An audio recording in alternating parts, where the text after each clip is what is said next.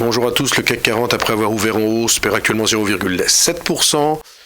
Toujours inquiet par le prix du pétrole qui est actuellement à son plus bas niveau depuis 2004 en chute de 17% depuis le début du mois. Tant que le pétrole ne remontera pas, il ne faut pas s'attendre à une hausse de fin d'année, à un rallye de fin d'année sur les valeurs françaises et même européennes. Alors aujourd'hui, la bourse espagnole remonte un petit peu, plus 1% actuellement, avec des taux longs autour de 1,80% sur le taux à 10 ans.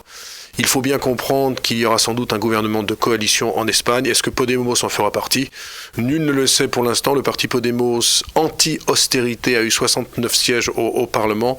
Vous savez que l'Espagne est confrontée à un problème budgétaire, un déficit public de l'ordre de 4% du PIB, une dette de 100%.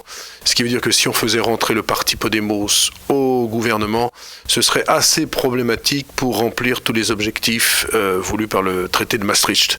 Donc il y a beaucoup d'inquiétudes sur l'Espagne et certains investisseurs internationaux commencent à bouder le pays. Aujourd'hui aux États-Unis, un seul chiffre à retenir, le PIB américain pour le troisième trimestre. La dernière estimation, vous savez qu'il y a 3 estimations toujours aux États-Unis pour le PIB. Ce sera la dernière avec un PIB qui aurait pu progresser de 1,8% au troisième trimestre. D'après les prévisions sur les valeurs, il n'y a pas grand-chose, si ce n'est que la rumeur revient. C'est-à-dire que Orange rachèterait Bouygues Télécom, c'est une rumeur qui revient, qui a l'air de se confirmer. L'action Bouygues ne fait pas grand-chose aujourd'hui, gagne 0,5%.